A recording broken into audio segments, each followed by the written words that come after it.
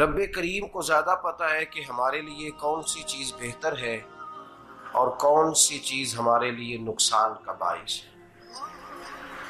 اللہ تبارک و تعالی کی حکمت یہ چاہتی ہے کہ میرے بندے پریشان نہ ہوں۔ رب یہ چاہتا ہے کہ میرے بندے کسی جگہ پہ بھی دقت اور پریشانی کا شکار نہ ہوں، تو اللہ تبارک و تعالی نے راہ اعتدال اختیار کرنے کا حکم ارشاد فرمایا کہ تم اعتدال کے رستوں پہ چلو، معتدل زندگی گزارو، افراط و تفریط سے بچو۔ آج جس معاشرے میں ہم وقت گزار رہے ہیں، اس معاشرے میں ہم اس بات کو سمجھنے سے قاصر ہیں کہ اصل ہمارا مسئلہ کیا ہے۔ ہمارا اصل جو مسئلہ ہے اس کی شناخت ہمیں کیسے ہوگی اور ہم پھر اس تک رسائی کس انداز میں حاصل کر پائیں۔ ہم ہمیشہ اپنی آمدن بڑھانے کے چکر میں رہتے ہیں، ایک کام اور شروع کر لیں، پارٹ ٹائم جاب شروع کر لیں، کوئی سائیڈ بزنس اس کا آغاز کر لیں۔ ہماری جو دوڑ لگی ہوئی ہے وہ لگی ہے کام بڑھانے میں، آمدن بڑھانے میں، حالانکہ اسلام ہمیں یہ کہتا ہے کہ تو آمدن بڑھانے کے چکر میں نہ پڑ، اصل بات یہ ہے کہ تو اپنے خرچے کنٹرول کر۔ تنگ انسان وہ نہیں ہوتا جس کی آمدن تھوڑی ہوتی ہے، یہ توجہ کیجیے گا میری بات، یہ قیمتی بات ہے اور گفتگو ساری کا لب لباب ہے۔ تنگ بندہ وہ نہیں ہوتا جس کی آمدن تھوڑی ہوتی ہے، اصل پریشان وہ ہوتا ہے جس کے خرچے زیادہ ہوتے ہیں۔ اور ہمارا جو روزمرہ کا نقصان ہو رہا ہے نا، وہ آمدن کے معاملات میں نہیں ہو رہا۔ بنیادی نقص جو واقعہ ہو رہا ہے وہ یہ ہے کہ ہمارے اخراجات زیادہ، اور وہ اخراجات کسی اور نے نہیں بڑھائے، وہ خرچے ہم نے خود بڑھا لیے ہیں اور اب ہمیں اس کا نقصان بھگتنا پڑ رہا ہے۔ اور اگر آپ صحیح معنوں میں ٹٹولیں تو جو بہت امیر لوگ ہیں وہ تو ان خرچوں سے بچ گئے۔ میں نے بہت سارے ایسے ختمات میں شرکت کی ہے، میں بہت ساری ایسی جگہوں پہ گیا ہوں کہ جہاں لوگوں نے بڑا مختصر سا ختم دلایا ہے تو ہو گیا ہے ختم۔ ختم کے معاملے میں کب کسی نے پابندی لگائی ہے کہ اس میں 200 آدمی شریک ہوگا تو تب یہ سال ثواب صحیح ہو سکے گا؟ کون کہتا ہے؟ یا شادی کے موقع پر اگر سارے بہن بھائیوں کو نہ بلایا گیا تو میری شادی پایہ تکمیل تک نہیں پہنچے گی، اس میں برکت نہیں ہوگی، یہ کس نے فتویٰ دیا ہے؟ معتدل زندگی کا اسلام حکم دیتا ہے۔ میں پڑھ رہا تھا کہ ایک بہت بڑا صدر ہے، غالباً سوڈان کے صدر کی بات ہو رہی تھی، تو اپنے بیٹے کی بارات لے کے گیا تو 4 لوگ گئے ہیں بارات، اور 15 لوگوں کا اس نے اہتمام کیا اپنے گھر میں کھانا کھانے کا۔ تو کیا شادی ہو گئی کہ رک گئی؟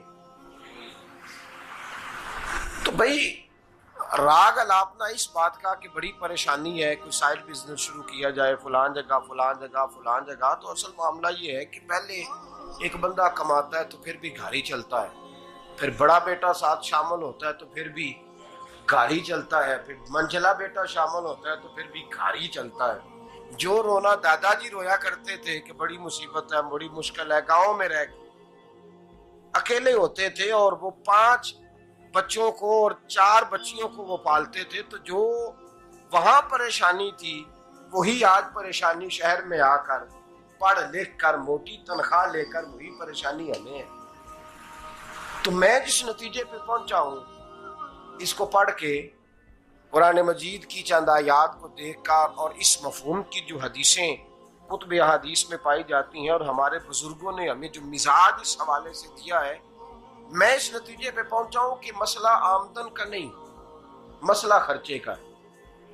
ہمارے خرچے بنیادی طور پر زیادہ، اور اگر پھر ہم زیادہ بوجھ خواتین پہ ڈالتے ہیں کہ وہ مطالبے زیادہ کرتی ہیں، اور اگر آپ مجھ سے پوچھیں تو خواتین کی بھی اگر کسی جگہ کوئی عادت خراب ہوتی ہے تو اس میں اصل کردار اس کا ہوتا ہے جو وہ عادت خراب، تو کیوں اپنے گلے سے اتار کے آپ کسی کے گلے میں بات ڈالنے کے چکر میں ہیں؟ وہ خواتین کی طبیعت نہیں ایسی ہے، اصل بات یہ ہے کہ ہم نے عادت ڈالی ہے۔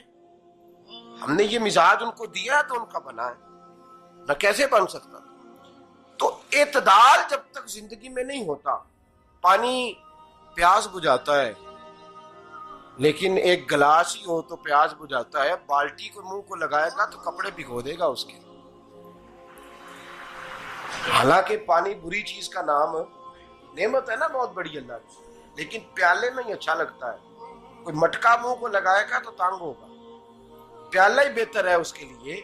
تو میرے دوست، مٹکے سے بھی بعض اوقات کام چل جاتا ہے، لیکن اگر کوئی کہے نہیں مجھے دریا ہی چاہیے تو اس کا تو گھر بہ جائے گا، سارا گھر بہ جائے گا اس کا۔ ہمیں دریا قابو کرنے کا موڈ بنایا ہوا ہے تو اس سے گھر بہا کرتے ہیں، اس سے گھر بنا نہیں کرتے۔ گھر پیالے سے پانی پینے سے بنتا ہے، اگر تو دریا پہ قبضہ کرنے کا موڈ بنائے گا تو گھر بنے گا نہیں، گھر بہ جائے گا۔ آگ نہ ہو تو کھانا پک نہیں سکتا، لیکن ہلکی آنچ سے کھانا پکتا ہے، اور اگر آنچ تیز کر دی جائے تو جی قرینے قیاس بات کر رہا ہوں، میں عقل سے ماورا نہیں کر رہا، قرینے قیاس سمجھانے کے لیے مثالیں دے رہا ہوں۔ ہلکی آنچ پہ کھانا پک جاتا ہے، اور آگ تیز ہو تو کھانا جل جاتا ہے۔ تو کھانا اتنی دیر کھانے کے قابل رہتا ہے جب تک وہ ہلکی آنچ پہ پکتا ہے۔ تو جتنی مرضی تو کہتا ہے نہیں میرا گزارا ہی نہیں، آگ تیز ہونی چاہیے، تو میاں جل جائے گا، جل جائے گا۔ ہوا نہ ملے تو سانس نہیں آتی، ٹھیک ہے؟ آکسیجن نہ ہو تو سانس ہے، ہوا نہ چلے تو گزارا نہیں ہوتا۔ لیکن اگر تیز چلے نا، اگر تیز چلے تو آندھی اور طوفان بن جائے تو چھتیں گرا دیتی ہے، جانیں لے لیتی ہے۔ ہم ہیں طوفان کے چکر میں، ہم ہیں دریا کے چکر میں، ہم ہیں بڑے لاؤ کے چکر میں۔ تو میاں ہلکی آنچ ہی اچھی ہے، یاد رکھ۔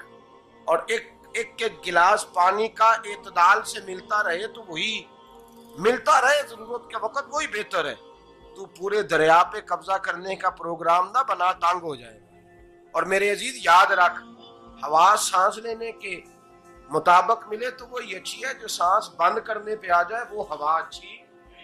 ہم نے چکر چلا لیا ہے کہ زیادہ پیسہ، راتوں رات پیسہ، لمبا پیسہ، یہ پلاٹ بھی میرا، وہ پلاٹ بھی میرا، گجرانوالہ بھی، گجرات بھی، لالا موسیٰ کھاری اور پنڈی تک جہاں میں جاؤں میرے نام کی تختیاں لگی ہوئی ہونی چاہیے۔ اسلام منع